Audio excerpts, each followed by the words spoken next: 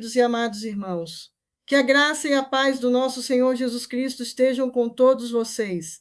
Eu sou a missionária Alessandra Rocha, do canal A Verdade que Fortalece. Este canal foi criado com o propósito de estudarmos a Bíblia Sagrada verso a verso, sempre analisando o texto em seu contexto, para que possamos compreender melhor a vontade de Deus para nossas vidas, edificar o nosso conhecimento e fortalecer a nossa fé. Quero informar aos irmãos que na descrição deste vídeo vocês encontram a bibliografia com a lista de autores e teólogos consultados para a preparação das aulas.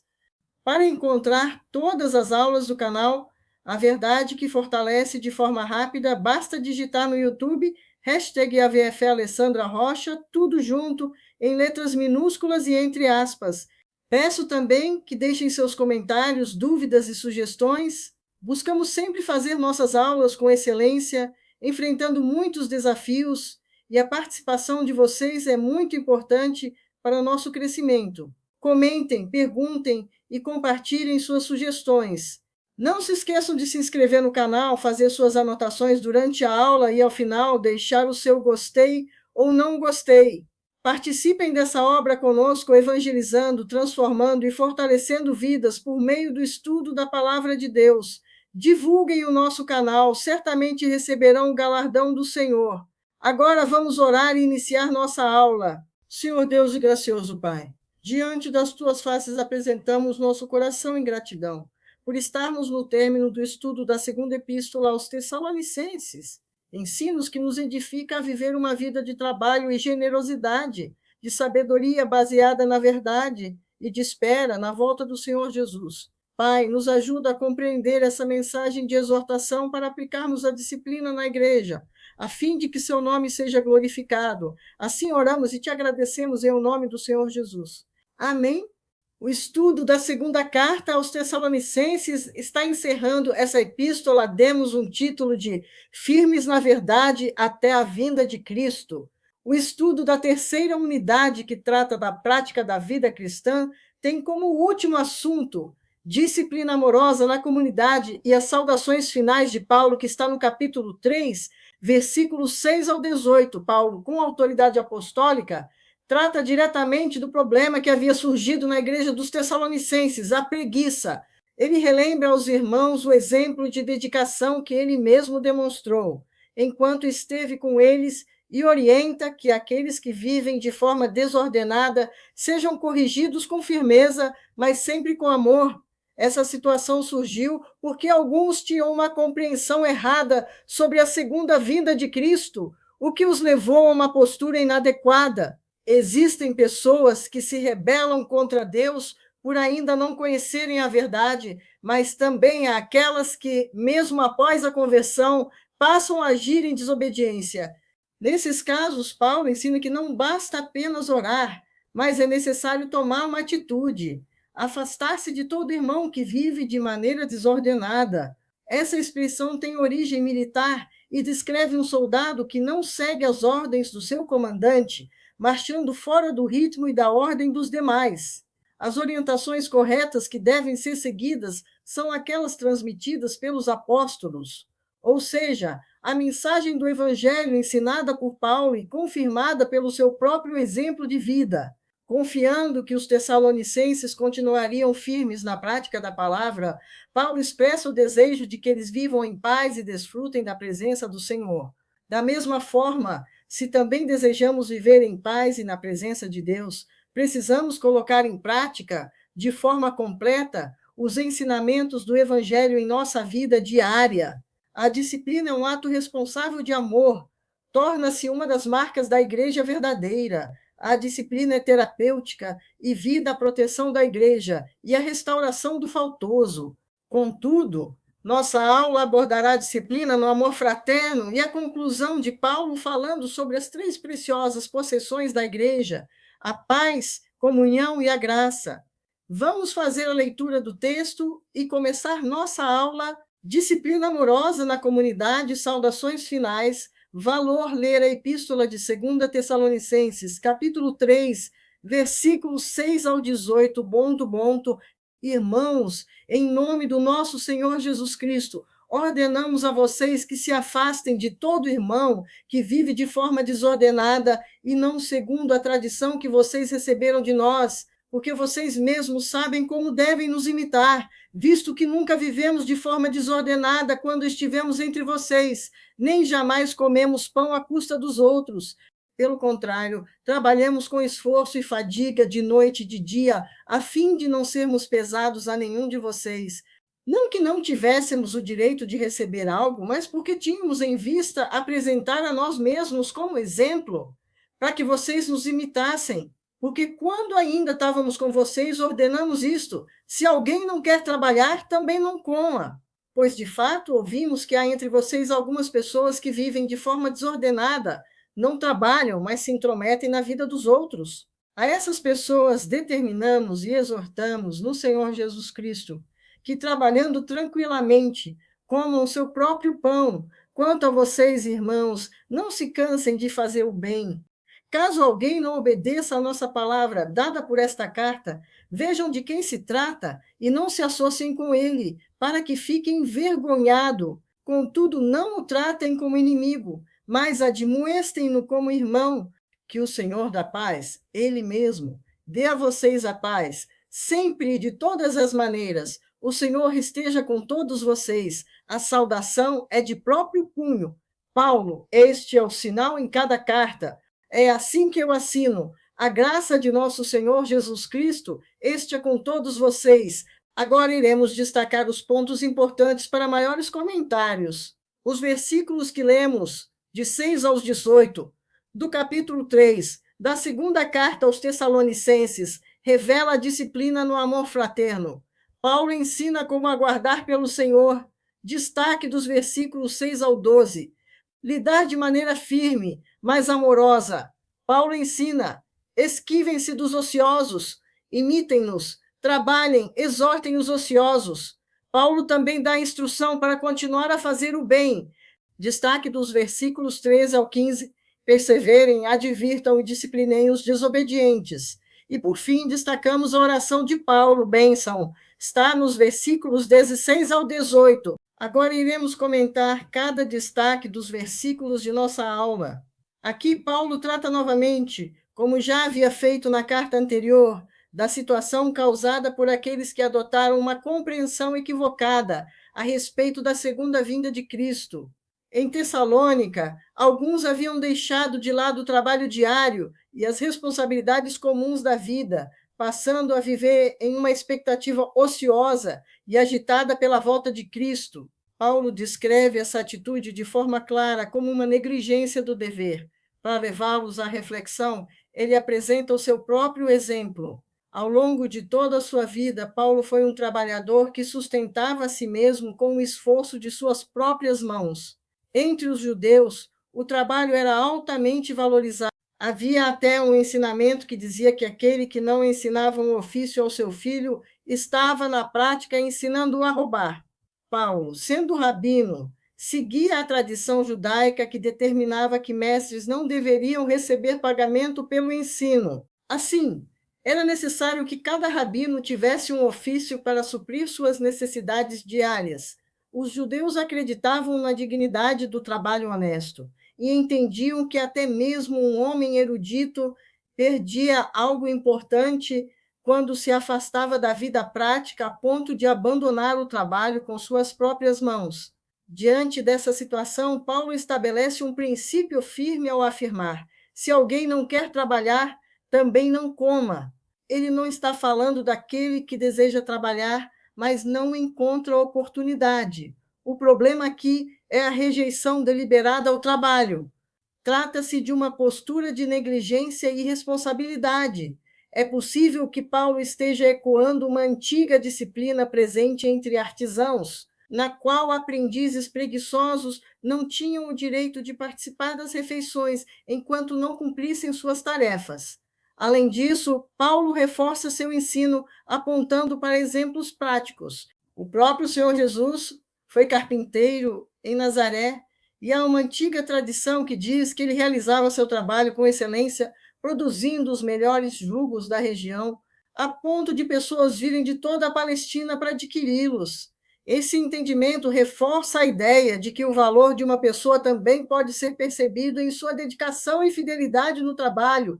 Como se diz, a árvore é conhecida pelos seus frutos e o homem pelo seu trabalho. Paulo também demonstra forte reprovação àqueles que, em vez de se ocuparem com suas próprias responsabilidades, se envolvem na vida alheia. Embora existam pecados considerados mais graves, poucos causam tanto dano à igreja quanto a intriga e a fofoca. Aquele que não se dedica ao seu próprio trabalho acaba tendo tempo e disposição para se envolver de maneira curiosa e maliciosa nos assuntos dos outros, gerando divisão e prejuízo no meio do povo de Deus. Segundo as instruções de Paulo, a comunidade deve assumir a responsabilidade de lidar com aqueles que não seguem seus ensinamentos. No entanto, essas pessoas não devem ser tratadas como inimigas, mas advertidas como irmãos. A disciplina aplicada com arrogância, quando alguém se coloca acima do outro, olhando com desprezo e falando de forma ofensiva. Pode até causar impacto, mas dificilmente leva à correção verdadeira. Em vez de produzir mudança, esse tipo de atitude tende a gerar ressentimento. Por isso, quando a disciplina cristã se faz necessária, ela deve ser exercida de maneira fraterna, de irmão para irmão. Nunca deve ser aplicada com ira, e muito menos com desprezo, mas sempre com amor, buscando restaurar e não ferir. Portanto, Paulo apresenta nesse texto 3 verdades solenes, começando pela descrição daqueles que persistem no erro mesmo depois de serem exortados. Diante disso, surge a pergunta: o que fazer com essas pessoas? Ignorá-las, permitindo que continuem como um fermento no meio da massa, influenciando os demais, ou expulsá-las da igreja como inimigas? A resposta de Paulo é clara: a igreja deve lidar com elas de forma firme, porém cheia de amor.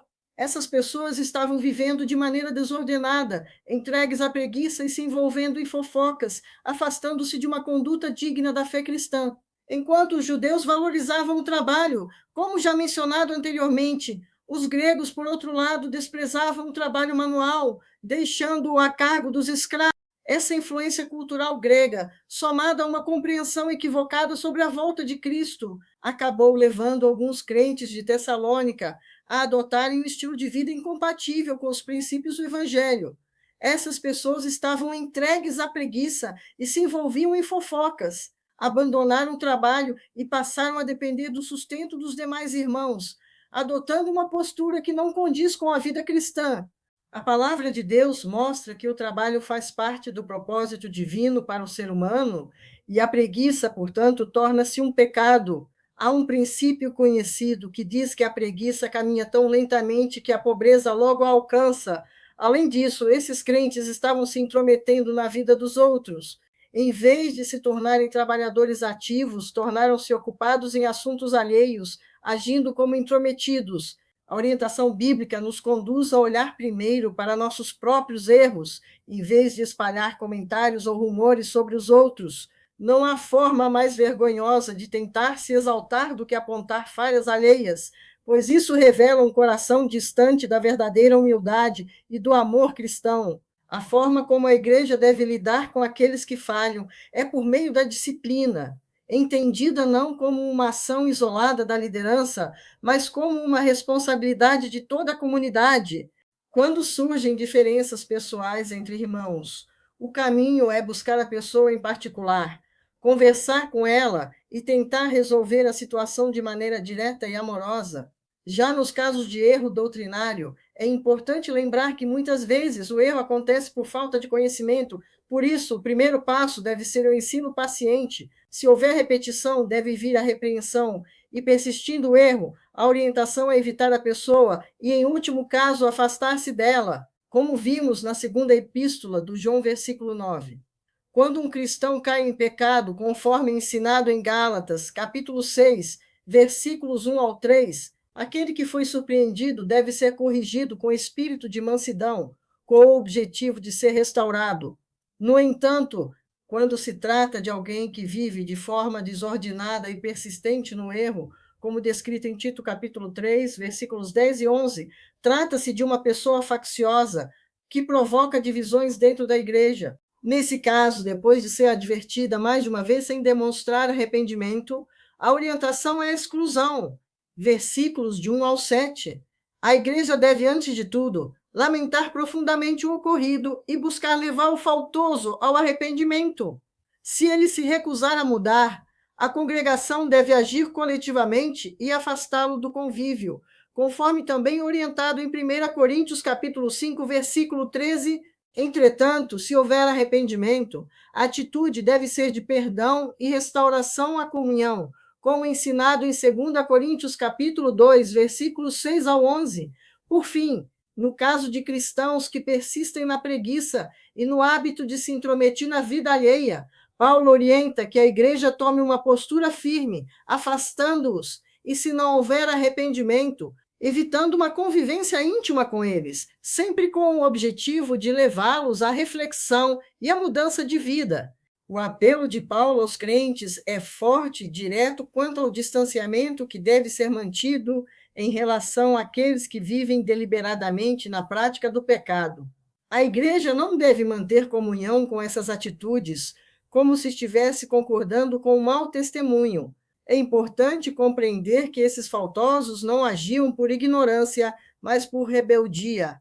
Eles viviam de maneira desordenada, não por falta de entendimento, mas por escolha própria, recusando-se a obedecer aos ensinamentos que já haviam recebido.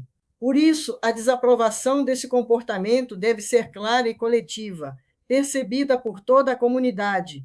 Os crentes são orientados a não se associarem com esses que persistem no erro, para que, por meio desse afastamento, sejam levados à reflexão e sintam vergonha de suas atitudes. Ainda assim, essa postura não deve ser marcada por dureza sem propósito, mas por uma repreensão firme e, ao mesmo tempo, amorosa. A disciplina faz parte da vida dos filhos de Deus, pois ele mesmo disciplina aqueles a quem ama. Da mesma forma, a igreja não deve tratar os faltosos como inimigos, mas como irmãos que precisam ser restaurados. É necessário ter cuidado para não ferir além do necessário, nem agir com desprezo, lembrando que o objetivo da disciplina não é destruir, mas conduzir ao arrependimento. Trata-se de corrigir com amor, buscando sempre a restauração e o retorno à comunhão. Para evitar que escândalos surjam na igreja, é sempre melhor agir de forma preventiva, pois a prevenção é mais sábia e mais suave do que a disciplina. Paulo ensina que o primeiro passo é andar segundo a palavra de Deus. A tradição que deve ser preservada não se refere a costumes humanos, mas à mensagem ensinada pelos apóstolos, tanto de forma escrita quanto oral, como no caso de Paulo, Silas e Timóteo. A palavra de Deus é a única regra de fé e prática. Ela é a verdade que testifica de Cristo, é espírito e vida, mais preciosa do que o ouro refinado e mais doce do que o mel. Ela é perfeita, suficiente e digna de confiança. A igreja não deve ser guiada por tradições humanas, decisões meramente institucionais ou experiências sensacionalistas, mas pela revelação de Deus que está registrada nas Escrituras, pois é por meio dela que conhecemos a vontade do Senhor. Além disso, é fundamental seguir bons exemplos para corrigir o comportamento dos irmãos que estavam vivendo na ociosidade e se intrometendo na vida alheia. Paulo apresenta o seu próprio exemplo. Mesmo tendo o direito de ser sustentado pela igreja, ele trabalhou com suas próprias mãos para não ser pesado a ninguém, mostrando na prática como se deve viver. Esse ensino, porém, não deve ser usado como desculpa para deixar de sustentar aqueles que se dedicam ao ministério, pois o líder espiritual serve ao rebanho e não deve explorá-lo. Também é necessário cultivar uma visão correta sobre o trabalho.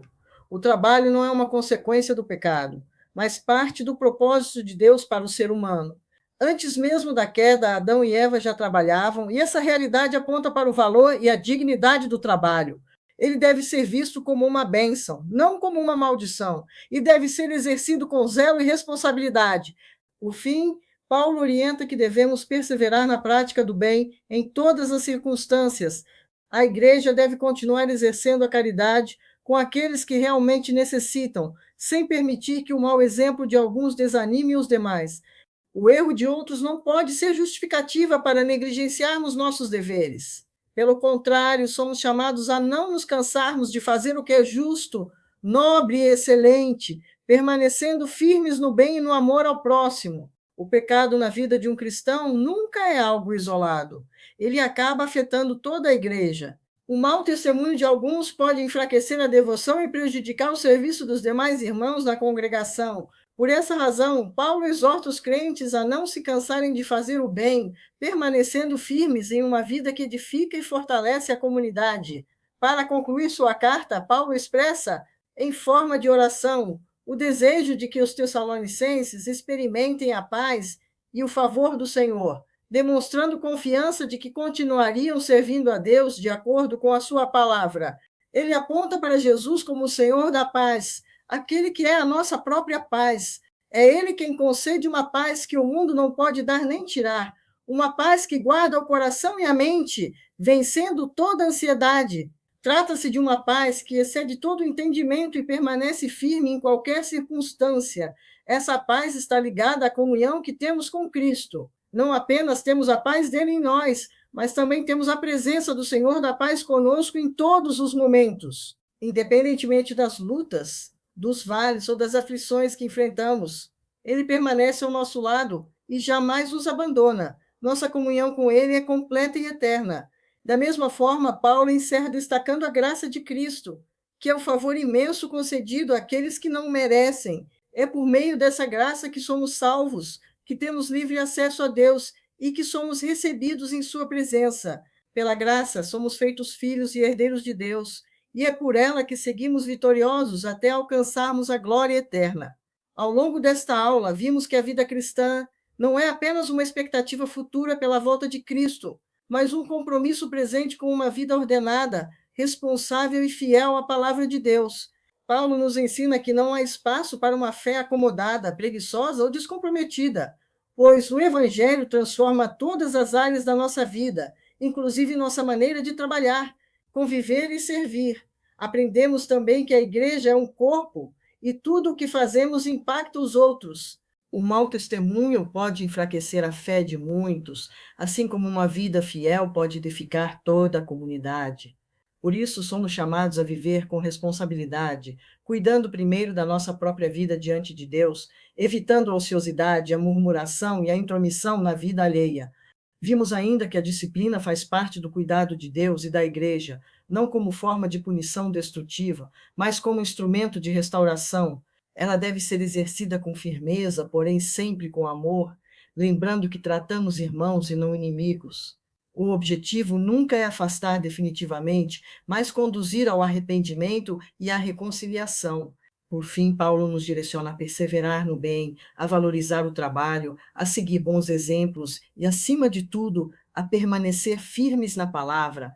E ele encerra nos lembrando de duas verdades fundamentais, a paz e a graça de Cristo.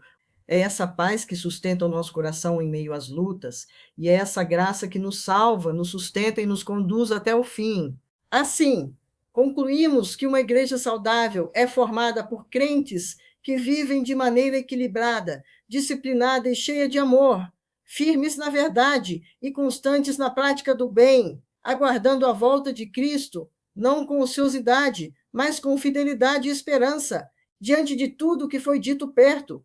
Se estamos vivendo de maneira equilibrada enquanto aguardamos a volta de Cristo, ou se, de alguma forma, temos nos acomodado espiritualmente, é importante pensarmos se nossa vida tem sido um bom testemunho dentro da igreja, ou se, ainda sem perceber, nossas atitudes podem estar enfraquecendo a fé de outros irmãos. É necessário refletir sobre o valor do trabalho. Será que estamos encarando o trabalho como uma bênção dada por Deus ou apenas como uma obrigação?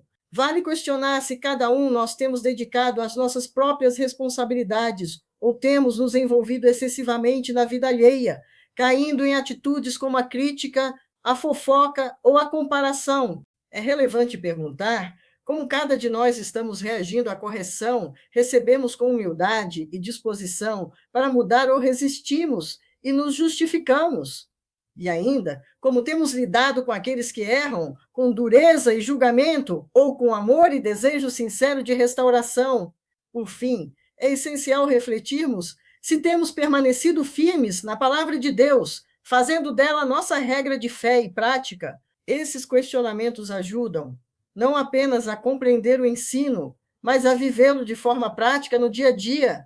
Encerramos, assim, nossa aula e também o estudo da segunda epístola aos Tessalonicenses, que a oração de Paulo, feita em favor daqueles cristãos de tempos passados, também se torne a nossa oração hoje, que a paz do Senhor seja a nossa porção diária e que a consciência da sua divina presença esteja conosco de forma constante em nossa caminhada. E que a graça do nosso Senhor Jesus Cristo esteja com todos vocês, sustentando, fortalecendo e conduzindo cada vida.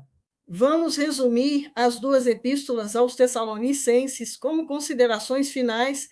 Vamos ler as considerações finais. A primeira e a segunda epístola aos Tessalonicenses foram escritas pelo apóstolo Paulo de Tarso para encorajar, corrigir e fortalecer a jovem igreja em Tessalônica. Na primeira epístola, Paulo demonstra gratidão pela fé, amor e esperança daqueles irmãos, destacando o bom testemunho que eles davam mesmo em meio às perseguições. Ele os exorta a crescerem na santidade, a viverem de maneira que agrada a Deus e a manterem uma vida prática e equilibrada, especialmente no amor fraternal e no trabalho.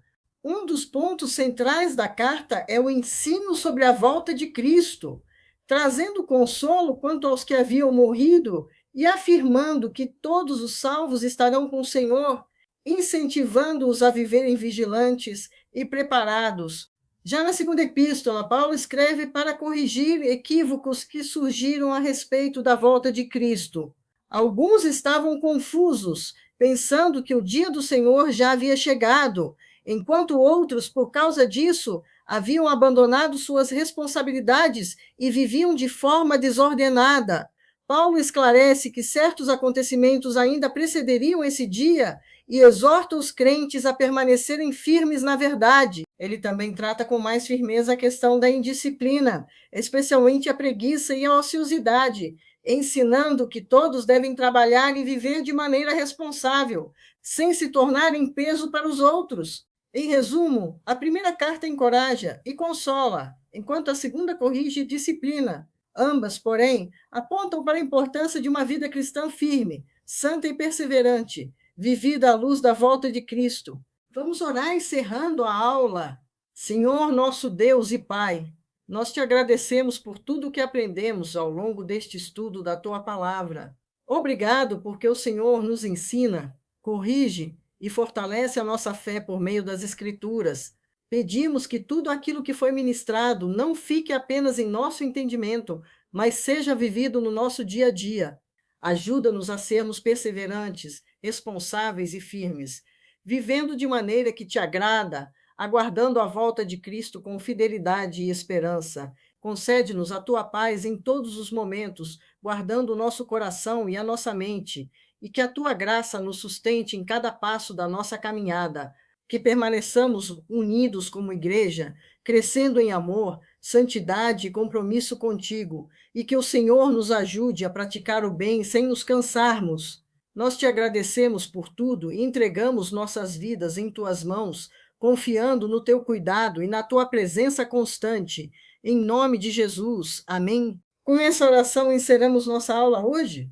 Agradecemos primeiramente a Deus pela liberdade e oportunidade de estudarmos. A você, meus irmãos, que estão edificando suas vidas no estudo da Palavra de Deus, que é a verdade que nos fortalece. Até o próximo estudo, se assim Deus nos permitir. Até lá.